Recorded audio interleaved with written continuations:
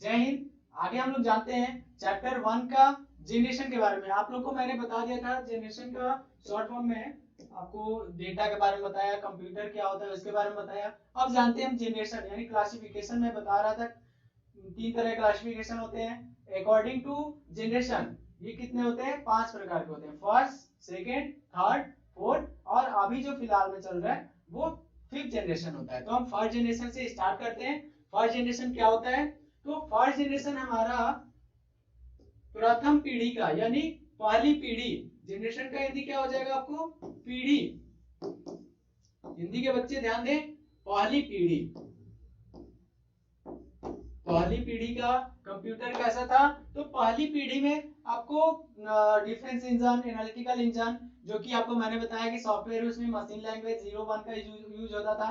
और आपको ये हार्डवेयर आपको वैक्यूम ट्यूब, जो कि मैंने दिखाया भी था कि वैक्यूम ट्यूब कैसे होता है, वैक्यूम ट्यूब का यूज होता था।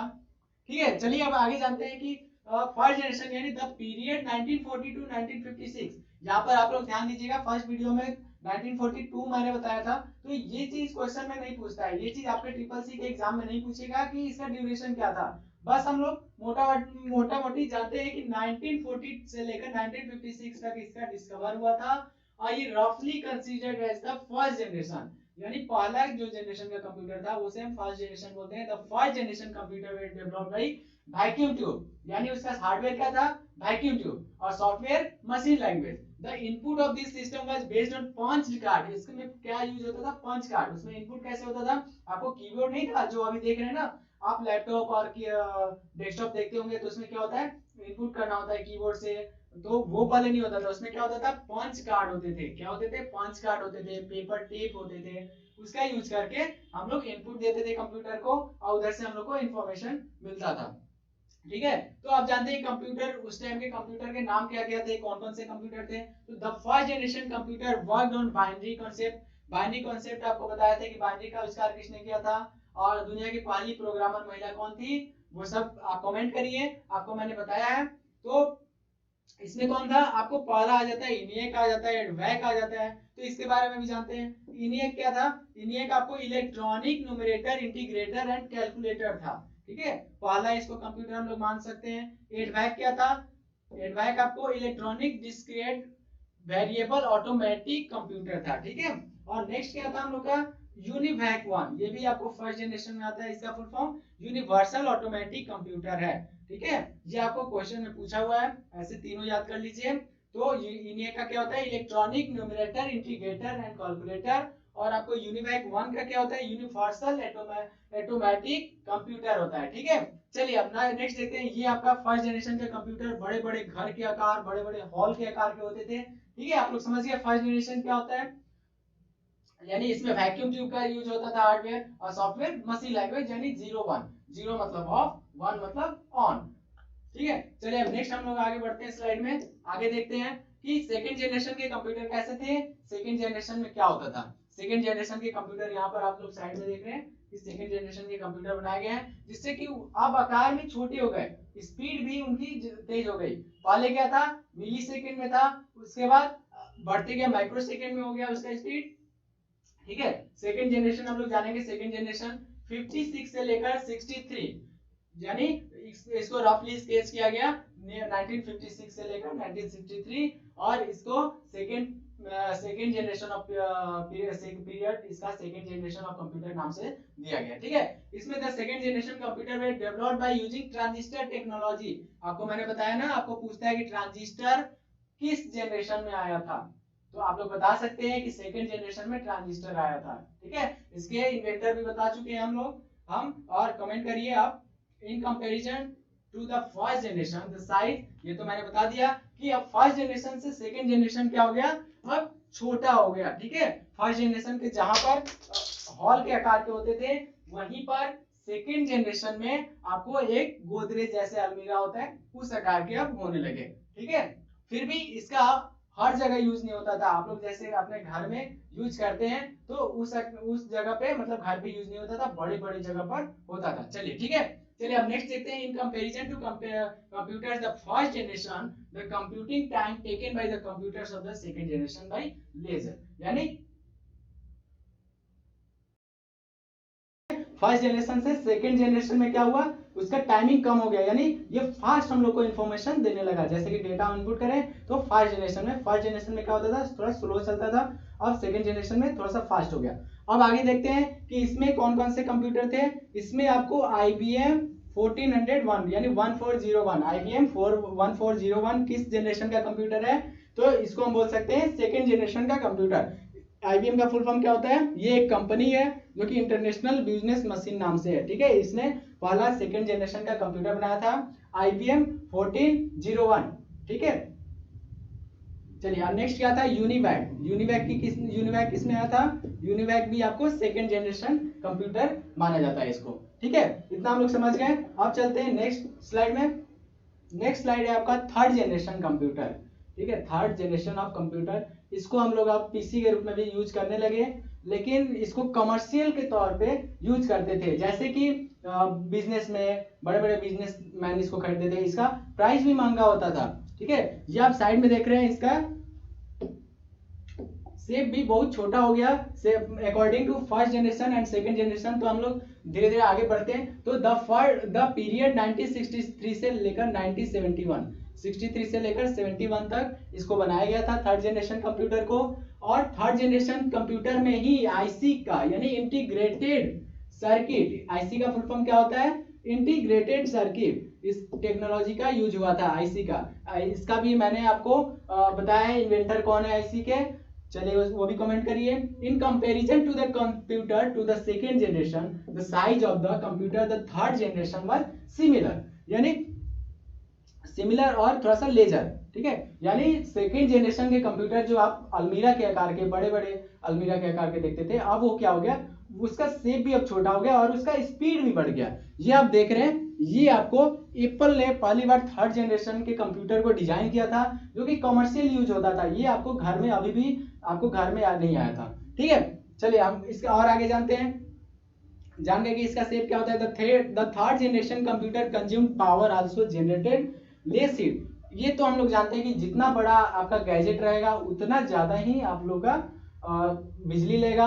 जैसे कि आप अगर फ्रिज चलाते हैं तो फ्रिज अगर बड़े आकार का है तो वो ज्यादा बिजली लेगा, छोटे आकार का है तो कम लेगा। तो वैसे ही फर्स्ट जनरेशन के जो बड़े बड़े हॉल के आकार के कंप्यूटर होते थे तो वो बिजली भी ज्यादा लेते थे, और सेकंड जनरेशन के जैसे अलमीरा के आकार के तो वो थोड़ा सा उससे फर्स्ट जनरेशन से कम लेते थे, लेकिन आज के अकॉर्डिंग वो ज्यादा ही लेते थे बिजली। और अब थर्ड जनरेशन में आपको शेप भी कम आ गया, जैसे कि एक बड़े से टेबल पे ये थर्ड जनरेशन के कंप्यूटर को हम लोग रख सकते थे, तो वो आ गया आपका थोड़ा सा बिजली वो भी कम लेने लगा, ठीक है। इसका मेंटेनेंस कॉस्ट भी कम आ गया अकॉर्डिंग टू फर्स्ट जनरेशन और सेकंड जनरेशन।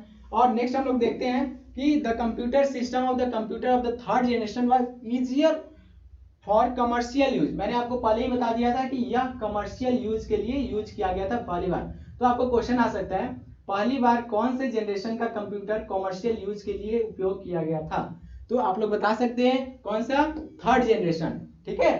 थर्ड जनरेशन का आकार भी छोटा होता था, इसको एक जगह कहीं रखा भी जा सकता था, ऑफिस में आपको सेटअप किया जा सकता था। ये बड़े बड़े बिजनेस, जैसे छोटे बिजनेस नहीं, आजकल के तो स्टार्टअप भी हो रहा है, तो लैपटॉप से, डेस्कटॉप से, बड़े बड़े i5 से स्टार्ट हो रहे हैं, लेकिन बड़े बड़े बिजनेस इसका यूज करते थे। इसका कॉस्ट आज के अकॉर्डिंग बहुत ही ज्यादा था, बहुत काफी था। चलिए हम नेक्स्ट आगे बढ़ते हैं। नेक्स्ट क्या है, नेक्स्ट है आपको फोर्थ जनरेशन, जिसे हम 4G के नाम से भी जानते हैं। फोर्थ जनरेशन में क्या है आपका, इसमें आया पीसी यानी पर्सनल कंप्यूटर। इसमें क्या होता था, जो आप लैपटॉप यूज करते हैं, डेस्कटॉप यूज करते हैं, तो ये हो गया आपका पर्सनल कंप्यूटर, ठीक है। पीसी का फुल फॉर्म भी आ सकता है, आपको ये पूछेगा तो ये इसको क्या बताएंगे, पर्सनल कंप्यूटर। तो इसमें अब हम लोग देख लेते हैं कि फर्स्ट जनरेशन क्या होता था। द पीरियड 1972 से लेकर 2010 तक, यानी 1972 से लेकर 2010 तक इसको बनाया गया था। The fourth generation computer way develop by using micro processor, ठीक है। हम लोग फर्स्ट में पढ़े वैक्यूम ट्यूब, सेकेंड में ट्रांजिस्टर, थर्ड में आईसी, और फोर्थ में आ गया माइक्रो प्रोसेसर, जिसे आप सीपीयू बोलते हैं। सीपीयू देखते हैं ना, जो कैबिनेट के अंदर रहता है मदरबोर्ड पे, तो वो होता है आपका सीपीयू, उसको हम लोग माइक्रो प्रोसेसर भी बोलते हैं, ठीक है। माइक्रो प्रोसेसर बोलते हैं। इसका भी फर्स्ट 4th जनरेशन में यूज हुआ था पहली बार। By coming to 4th generation, computer became very small in size. It became portable. ये क्या होते थे? अब 3rd जनरेशन के जो कॉमर्शियल यूज के कंप्यूटर थे उससे भी काफी छोटे हो गए 4th जनरेशन के कंप्यूटर, जो आप डेस्कटॉप देखते हैं एक टेबल पे रखा हुआ। ठीक है, चलिए अब नेक्स्ट देखते हैं। The machine of 4th generation started generating very low amount of heat. ठीक है, यानी ये very low amount of heat energy, यानी ये बहुत एनर्जी को कंज्यूम कम करते थे, बिजली को बचाते थे, कम यूज करते थे। ठीक है, क्योंकि ये साइज में भी छोटे थे और इसका लेकिन स्पीड बहुत फास्ट हो गया था। और it is much faster and accuracy become reliable. इसका एक्यूरेसी, इसका स्पीड बहुत ही फास्ट हो गया था। चलिए नेक्स्ट आते हैं। The production cost reduced very low, यानी इसका प्राइस भी बहुत कम हो गया था according to 3rd generation. Okay, चलिए अब नेक्स्ट है। It became available for the common people as well. अब पूछेगा क्वेश्चन कि कॉमन पीपल, जैसे कि हम लोग कंप्यूटर कब से यूज करने लगे? तो हम लोग 4th जनरेशन में, जो कि पीसी पर्सनल कंप्यूटर बोलते हैं, तब से हम लोग यूज करने लगे, क्योंकि इसका प्राइस भी कम आने लगा और इस हीट एनर्जी कम लेने लगा, बिजली बचाने लगा। इसको हम लोग अपने घरों में या अपने ऑफिस में रख सकते थे। ठीक है, अब नेक्स्ट एंड इंपॉर्टेंट आता है आपको 5th जनरेशन। 5th जनरेशन जिसमें कि आपका लैपटॉप आ जाता है, रोबोट आ जाता है, इत्यादि इत्यादि। ठीक है, टैबलेट आ जाता है। 5th जनरेशन में क्या होता है? 5th जनरेशन आपको 2010 से लेकर अभी तक जो चल रहा है ये आपको 5th जनरेशन में देखने को मिल जाएगा। इसको 2010 में रफली स्केच किया गया था। By the time the computer generation was being categorised on the basis of hardware only, but the 5th generation technology also included software. Okay, इसमें हम जान गए first generation, 2nd generation, 3rd generation, 4th generation, और 5th generation में कौन से hardware, कौन से सॉफ्टवेयर यूज होते थे उसके बारे में भी जानेंगे। ULSI नाम से हमारे हार्डवेयर यूज होते थे। और चलिए, then computers of the 5th generation है and high capability of the large memory capacity. इसके पास अधिक मात्रा में कोई भी डेटा को स्टोर करने के लिए स्टोरेज रहता था हाई कैपेबिलिटी में। ठीक है, चलिए नेक्स्ट है। Working with computers of this generation was fast and multiple task could be perform simultaneously. ठीक है, यानी इसका स्पीड बहुत ही फास्ट हो गया था। अब हम लोग देखे थे 4th जनरेशन में उसका तो स्पीड था ही फास्ट, अब इसका भी और दुगना से तिगुना हो गया इसका स्पीड। चलिए ठीक है, उसके बाद नेक्स्ट है। Some of the popular advance technology of the 5th generation included. क्या क्या है इसका? आर्टिफिशियल इंटेलिजेंस है, क्वांटम है, quantum computation, nano technology, parallel processing etcetera. Next हम स्लाइड में जानते हैं इसको और ध्यान से कि 5th जनरेशन में आपको हार्डवेयर ULSI यूज होता था। अब ULSI क्या है इसको भी हम समझेंगे। सॉफ्टवेयर इसमें मल्टीमीडिया, जो आप फोन यूज करते हैं ना, जो फोन आप यूज करते हैं ये भी मल्टीमीडिया का ही एक रूप है, मल्टीमीडिया सॉफ्टवेयर है। ठीक है, अब इसका स्पीड क्या हो गया? 3 गीगाहर्ट्ज हो गया। ठीक है, हम लोग पिको सेकंड तक पढ़े थे कि 4th जनरेशन का स्पीड कितना था? पिको सेकंड तक। अब इसमें क्या आ गया? 3 गीगाहर्ट्ज, जो कि पेंटियम आ जाते हैं उसमें, पेंटियम कंप्यूटर, सुपर कंप्यूटर आ जाते हैं। सुपर कंप्यूटर आप लोगों ने नाम सुना होगा, उसके बारे में जानेंगे। और आपके जो लैपटॉप हैं ये आपको स्पीड 3 गीगाहर्ट्ज तक होते हैं। ठीक है, चलिए ULSI को समझने से पहले हम लोग समझते हैं कि ये LSI क्या होता है। ठीक है, लार्ज स्केल इंटीग्रेशन। इसका क्या मतलब होता है? लार्ज स्केल यानी बड़े आकार पर इसको इंटीग्रेट करना, यानी इसको जोड़े रखना। इंटीग्रेट मतलब जोड़े रखना। और MSI मतलब क्या होता है? उसी का थोड़ा सा अपडेट वर्जन है, इसका हो जाता है मीडियम। क्या हो जाता है? Medium scale integration. समझ में आ गया? और SSI का मतलब बताइए।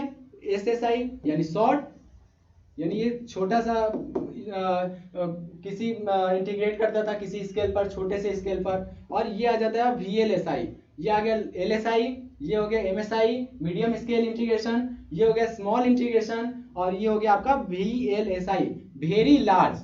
VLSI मतलब very large integration, scale integration. ठीक है, इसको आप लोग नोट कर लीजिएगा, ये भी आपको पूछ सकता है क्वेश्चन में। तो अब आते हैं हम, इसका बताइए आप, अगर हम VLSI को वेरी लार्ज स्केल इंटीग्रेशन बोल सकते हैं, तो अब ULSI का मतलब क्या होता है? अल्ट्रा लार्ज, अल्ट्रा का नाम सुने होंगे कि वेरी से भी ज्यादा होता है अल्ट्रा लार्ज, तो इसको क्या बोल देंगे हम, अल्ट्रा, चलिए इसको हम लिखते हैं अल्ट्रा लार्ज इंटीग्रेशन। इंटीग्रेशन मतलब क्या होता है, जोड़े रखना, ठीक है, यानी स्टोरेज करे रखना। ये आपके अभी जो रोबोट आते हैं, लैपटॉप आते हैं, उसमें यूज होता है यूएलएसआई का। तो यानी ultra large integration, ultra large scale integration, ठीक है, यहाँ पर स्केल जोड़ लीजिएगा, अल्ट्रा लार्ज स्केल इंटीग्रेशन इसका हार्डवेयर होता था। चलिए हम लोग समझ गए। चलिए अब फर्स्ट चैप्टर लगभग आपका पूरा कंप्लीट हो गया। अब सेकेंड चैप्टर की ओर हम लोग बढ़ेंगे, तब उसके बाद हम लोग आगे अब देखते हैं। आगे हम लोग इस वीडियो में जानेंगे कि क्या आज की क्या रैंडम फैक्ट है, आज हम लोग किस रैंडम फैक्ट के बारे में समझेंगे। तो आज के रैंडम फैक्ट है कि जो आप मशीन लैंग्वेज पढ़ते थे ना, कि आपके लैंग्वेज को कंप्यूटर नहीं समझता है, वो केवल समझता है 0 और 1 को। हाँ, तो सबसे ज्यादा किस लैंग्वेज को कंप्यूटर समझता है, तो वो एक फैक्ट है जो कि इंडियन लैंग्वेज है। वैज्ञानिकों के अनुसार भारतीय भाषा संस्कृत कंप्यूटरकृत करने के लिए सबसे आसान है। यानी यह सबसे आसान किस लैंग्वेज को समझता है, तो ये हो जाएगा आपका इंडियन लैंग्वेज संस्कृत। यानी संस्कृत जो आप बिल्कुल यूज नहीं करते हैं, संस्कृत आपको पढ़ना चाहिए, संस्कृत बहुत अच्छी हमारी सभ्यता को बचाए रखती है। तो इसके बारे में भी चलिए डिस्क्राइब होगा। संस्कृत को क्या करता है, कंप्यूटर बहुत अच्छी तरह से इसको समझता है, ठीक है, समझ गए, ये फैक्ट याद रखना है। और नेक्स्ट हम लोग का फैक्ट है, वर्ष 1999 यानी 1999 के बाद से लैपटॉप में वाईफाई प्रयोग होना शुरू हुआ। यानी 1999 तक लैपटॉप में कोई वाईफाई नहीं होता था। वाईफाई का यूज आप लोग बहुत अच्छे से जानते होंगे करना, वाईफाई हॉटस्पॉट, यानी एक डिवाइस से दूसरे डिवाइस में डेटा को कनेक्ट करना ही वाईफाई होता है। तो 1999 से क्या होने लगा, लैपटॉप में वाईफाई का यूज होने लगा, ठीक है, वाईफाई का यूज लैपटॉप में 1999 के बाद होने लगा। नेक्स्ट हम लोग का है 1980 से पहले लैपटॉप में हार्ड डिस्क नहीं हुआ करती थी, ठीक है, लैपटॉप में पहले 1980 से पहले हार्ड डिस्क नहीं हुआ करती थी, समझ गए। तो आज की ये 3 रैंडम फैक्ट है, इसको भी आप लोग ध्यान में रखिए। चलिए अब नेक्स्ट आप लोग को सेकंड क्लास में मिलते हैं, अगले नेक्स्ट वीडियो में मिलते हैं, तब तक के लिए धन्यवाद। लाइक करिए, चैनल को सब्सक्राइब करिए, कुछ इन्फॉर्मेशन मिली होगी तो अपने दोस्तों के पास शेयर करिए, जिससे कि आपके दोस्तों का भी इंफॉर्मेशन बढ़ सके, उनको भी अपने डेटा प्रोवाइड करवाइए। जैसे कि कंप्यूटर में डेटा, रॉ डेटा इंफॉर्मेशन में कन्वर्ट होता है, वैसे ही आप सीपीयू का काम करिए, रॉ डेटा मेरी ओर से लीजिए और इंफॉर्मेशन अपने दोस्तों की ओर भेजिए। इसलिए आप हमारे चैनल को उन तक शेयर करिए। तब तक के लिए धन्यवाद।